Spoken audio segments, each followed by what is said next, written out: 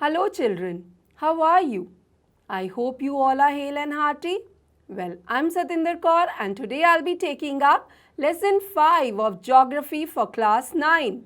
And the name of the lesson is Natural Vegetation and Wildlife. Children, if you have observed the type of trees, bushes, grasses and birds in the fields, parks and around your home or school, you must have noticed that there is a lot of variation. India is a vast country and is one of the 12 mega biodiversity countries of the world. With about 47,000 plant species, India occupies 10th place in the world and 4th in Asia in plant diversity. India also has approximately 90,000 species of animals as well as a rich variety of fish in its fresh and marine waters. In this lesson, we shall talk about the diverse natural vegetation and wildlife in India in detail.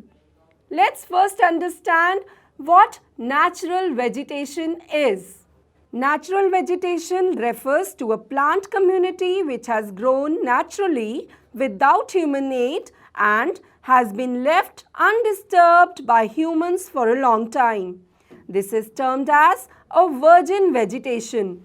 Thus, cultivated crops and fruits, orchards form part of vegetation but not natural vegetation.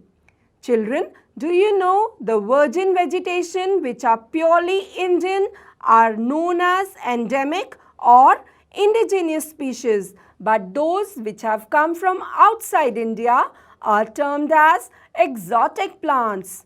Children, you must have heard the terms flora and fauna in the previous classes. The term flora is used to denote plants of a particular region or period. Similarly, the species of animals are referred to as fauna. The huge diversity in flora and fauna kingdom is due to a number of factors. The first factor is relief, which can be explained under two headings. The first one is land. Land affects the natural vegetation directly and indirectly. Do you expect the same type of vegetation in mountainous, plateau and plain areas or in dry and wet regions? The nature of land influences the type of vegetation. The fertile level land is generally devoted to agriculture. The undulating and rough terrains are areas where grassland and woodlands develop and give shelter to a variety of wildlife. Soil is another factor which affects natural vegetation. The soils also vary over space. Different types of soils provide basis for different types of vegetation. For instance, the sandy soils of the desert support cactus and thorny bushes, while wet, marshy deltaic soils support mangroves and deltaic vegetation. The hill slopes with some depth of soil have conical trees. The next major factor responsible for the variation in flora and fauna is climate. The climate affects flora and fauna in a number of ways. Let's first talk about temperature. The character and extent of vegetation are mainly determined by temperature along with humidity in the air, precipitation and soil. On the slopes of the Himalayas and the hills of the peninsula above the height of 915 meters, the fall in the temperature affects the types of vegetation and its growth and changes it from tropical to subtropical, temperate and alpine vegetation. Apart from temperature, photoperiod also affects natural vegetation of a place. Photoperiod is duration of sunlight. The variation in duration of sunlight at different places is due to differences in latitude, altitude, season and duration of the day. Due to longer duration of sunlight, trees grow faster in summer. Do you know, children, that the southern slopes in the Himalayan region are covered with thick vegetation cover as compared to northern slopes of the same hills because the southern slopes receive more sunlight and rainfall. Precipitation also affects natural vegetation. In India, almost the entire rainfall is brought in by the advancing southwest monsoon, which occur from June to September, and retreating northeast monsoons. Areas of heavy rainfall have more dense vegetation as compared to the areas of less rainfall. For instance, the western slopes of the Western Ghats are covered with thick forest as compared to the eastern slopes because eastern slopes are on the leeward side of the Western Ghats and hence receive scanty rainfall. Have you ever thought, children, as to why forests are important for human beings? Forests are renewable resources and play a major role in enhancing the quality of environment. They modify local climate, control soil erosion, regulate stream flow, support a variety of industries, provide livelihood for many communities, and offer scenic view for recreation. They also control wind force and temperature and cause rainfall. They provide humus to the soil and shelter to the wildlife. The vegetation cover of India in large parts is no more natural in the real sense, except in some inaccessible regions like the Himalayas, the hilly region of central India, and the Marusthali. The vegetation of most of the areas has been modified at some places or replaced or degraded by human occupancy. Children, according to India's State of Forest Report 2019, the forest and tree cover in India is 24.56% of the geographical area of the country. Children, now I want you to find out the name of the state having maximum area under the forest cover and also the name of the union territory having minimum area under forest cover. I'm sure you will be able to do that, right? Now let's move further and talk about ecosystem.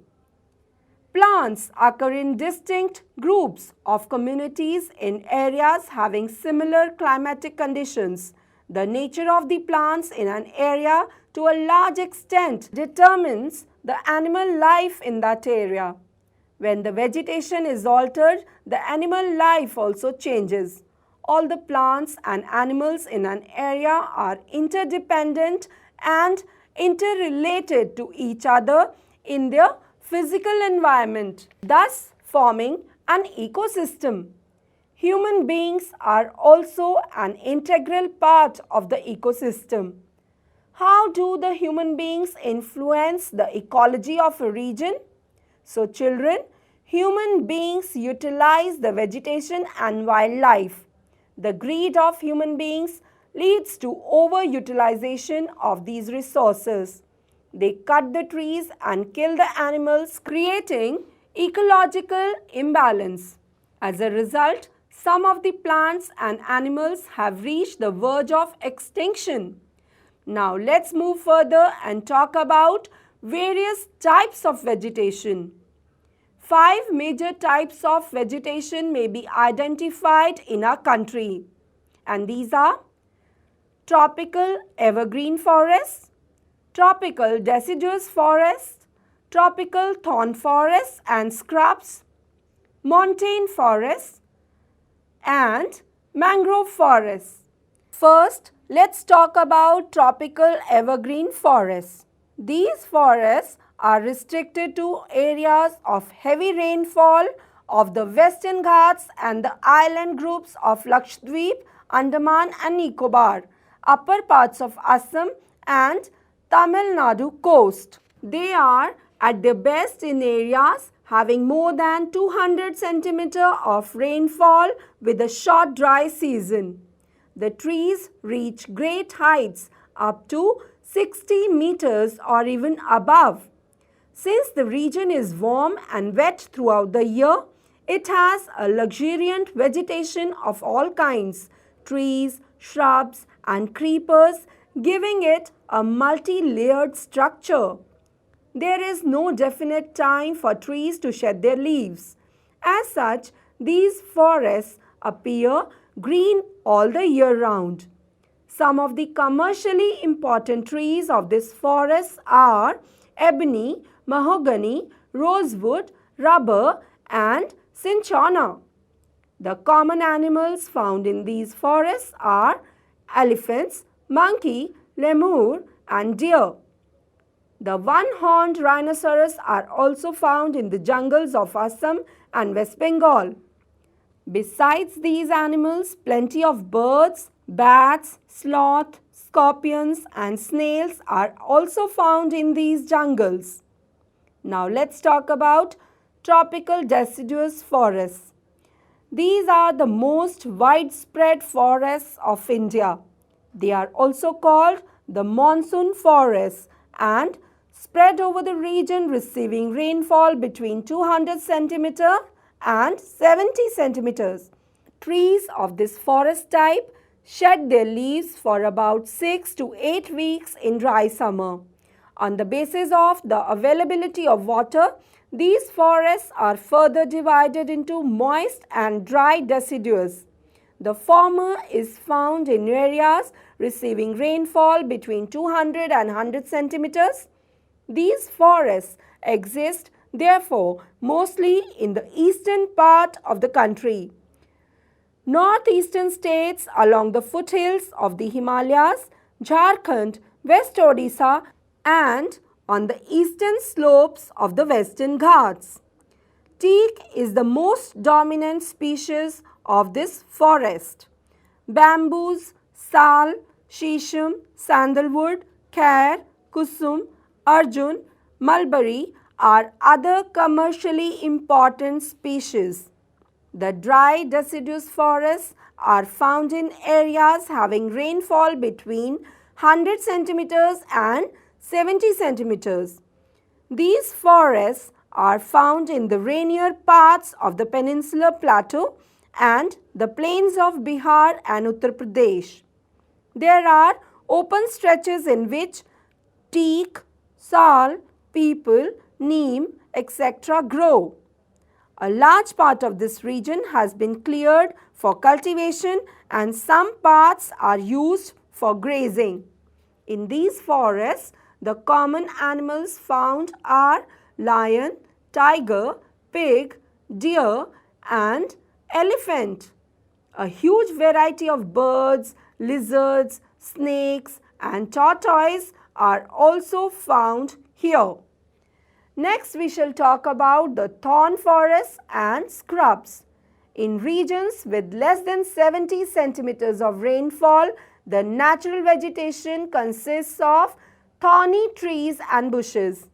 This type of vegetation is found in the northwestern part of the country, including semi-arid areas of Gujarat, Rajasthan, Madhya Pradesh, Chhattisgarh, Uttar Pradesh, and Haryana.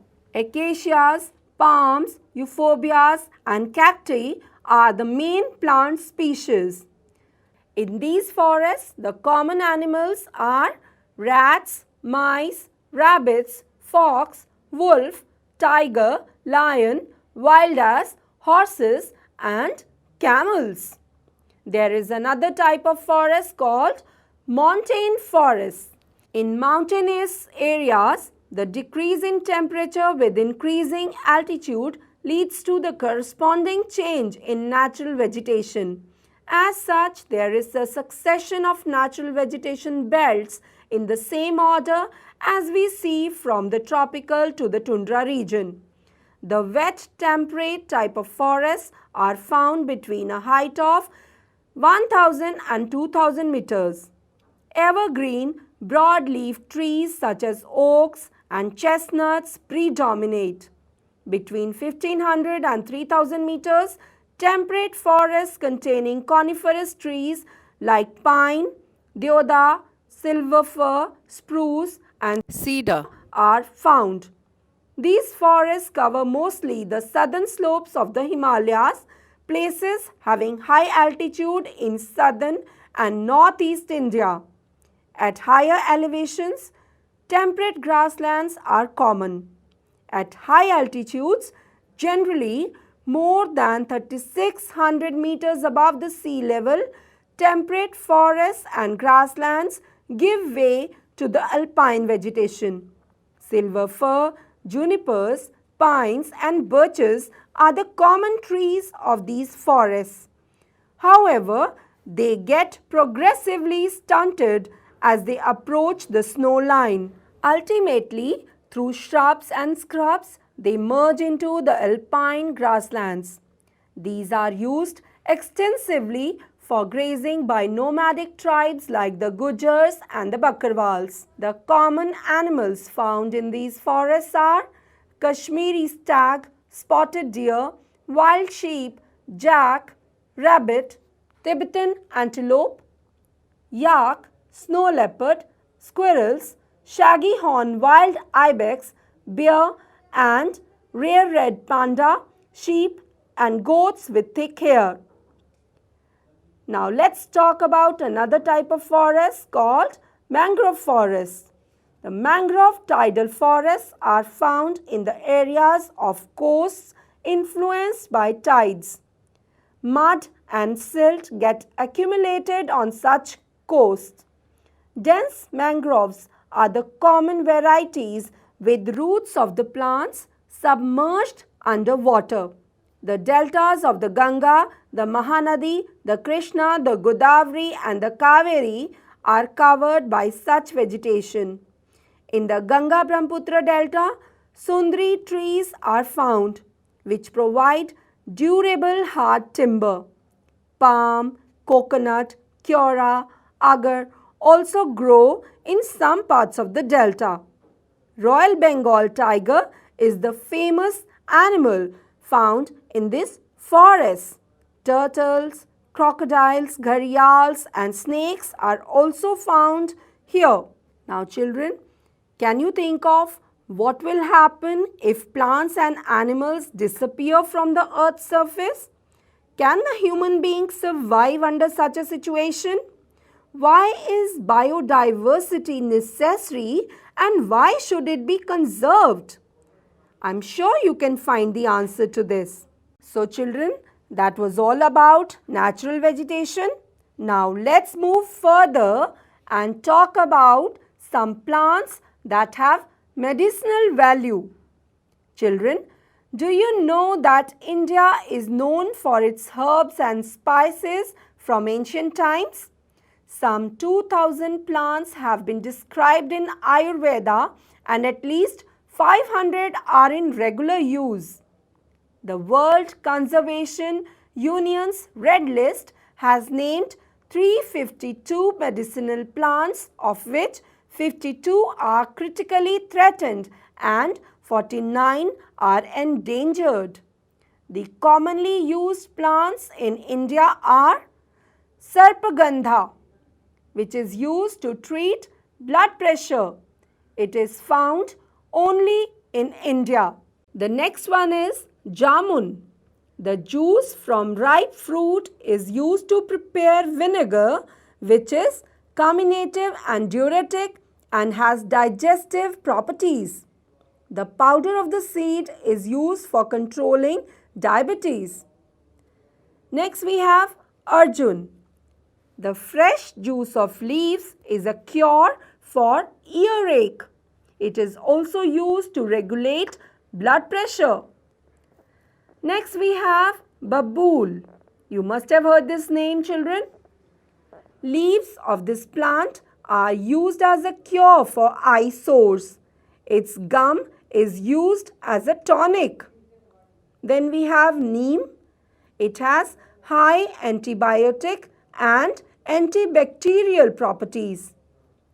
Next we have Tulsi plant, which is very common. It is used to cure cough and cold. Next we have Kachnar. It is used to cure asthma and ulcers. The buds and roots are good for digestive problems. Children, you have to identify more medicinal plants in your area. Which plants are used as medicines by local people to cure some diseases? And I'm sure you will be able to do that. Yes, you can ask your parents or other elders in the family. Now, let's talk about wildlife.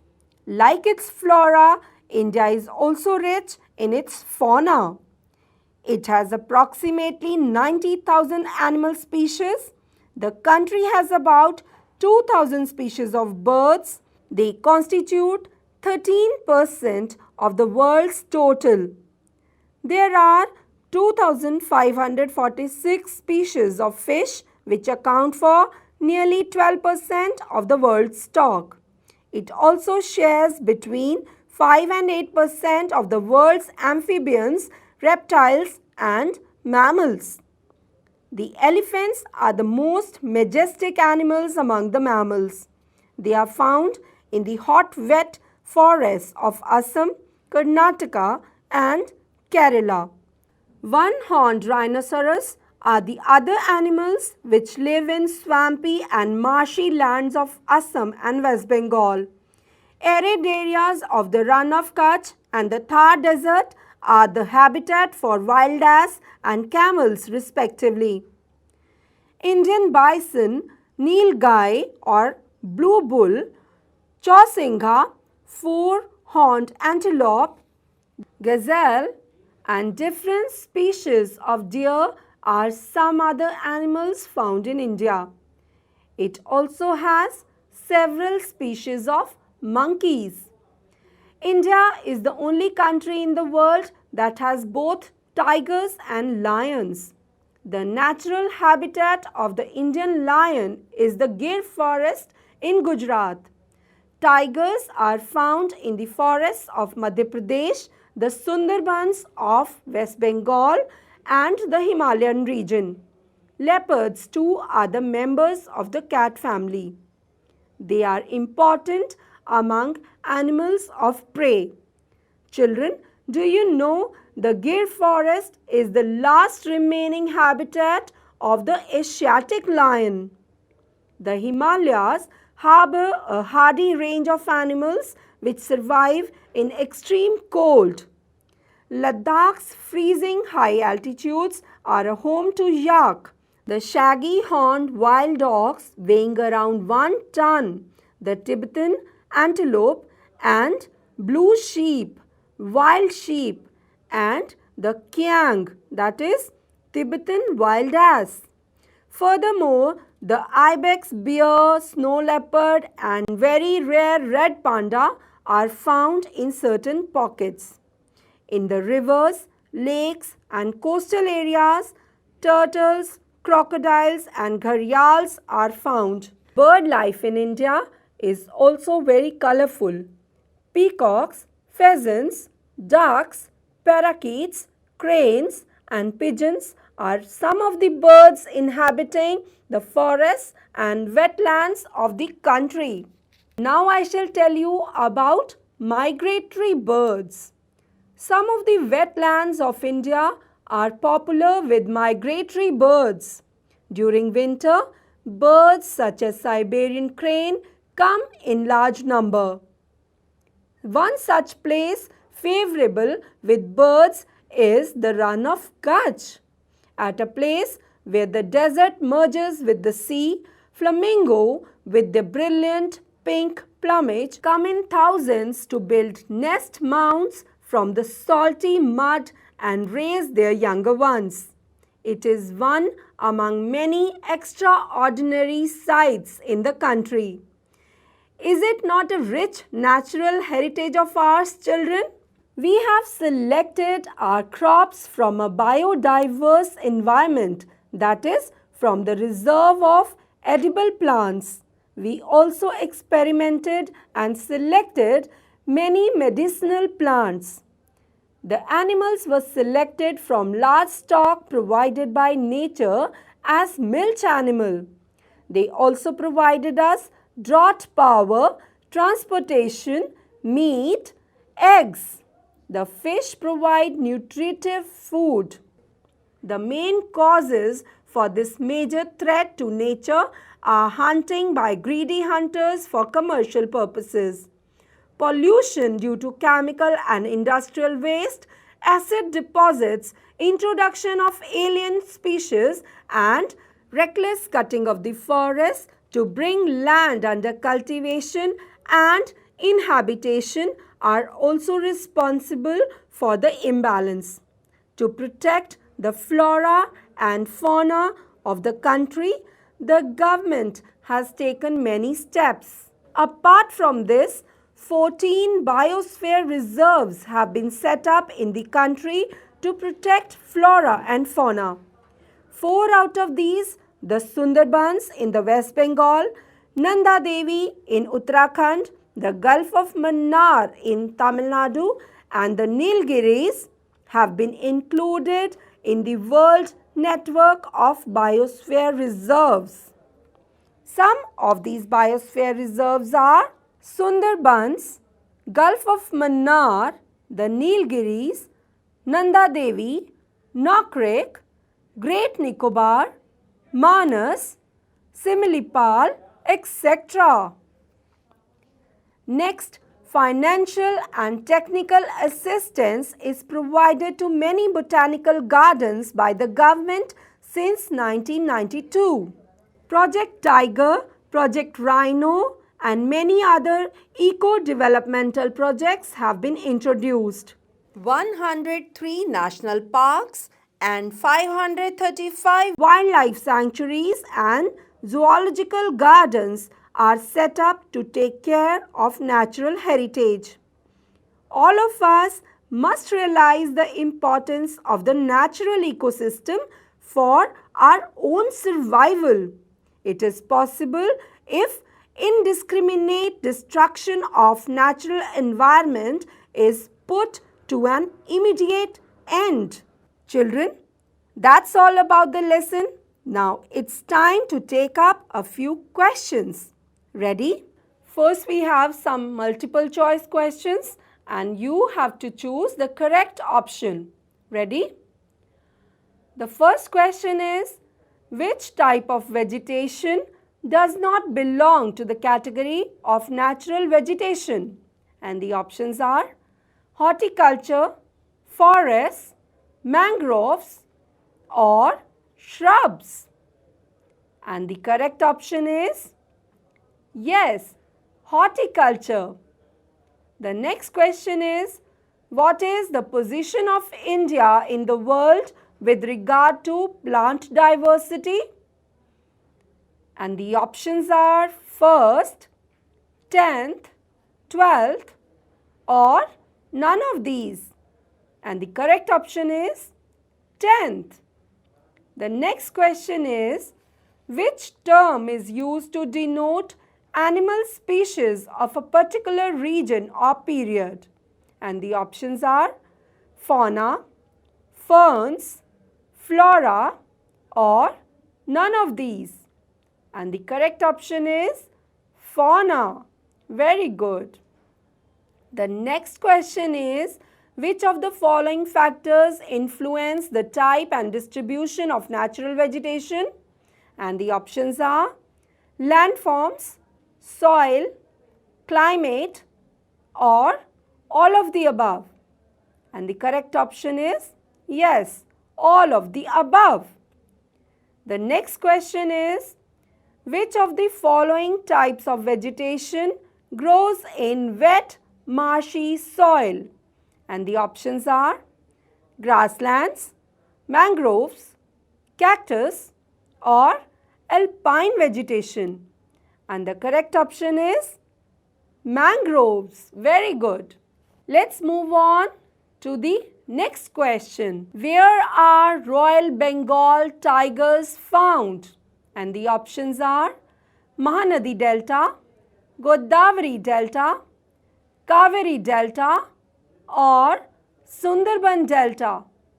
And the correct option is yes, Sundarban Delta. Now the last question. Which one of the following is a biosphere reserve of India?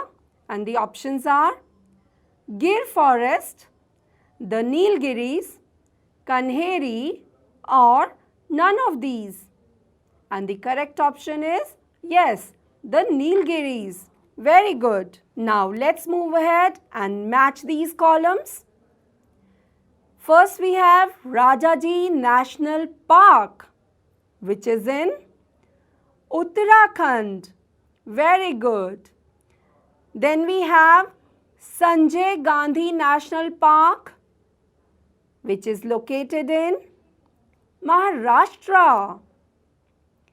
Next we have Rajgir National Park, which is in, yes, Bihar. The next one is Similipal National Park. Children, Similipal National Park is in Odisha. Next we have Kaziranga National Park, which is in Assam. Next is Gir National Park, which is in, yes, Gujarat. The last one is Sariska Wildlife Sanctuary, and it is in Rajasthan. So children, with this we come to the end of today's video. I'm sure you liked it and got to know a great deal about different types of natural vegetation and the variety of wildlife found in India. You also learnt about the various factors that affect natural vegetation and also about the various steps taken by the government to protect the flora and the fauna of the country. That's all for now. I'll be back with some more interesting videos. Till then, stay healthy, stay happy.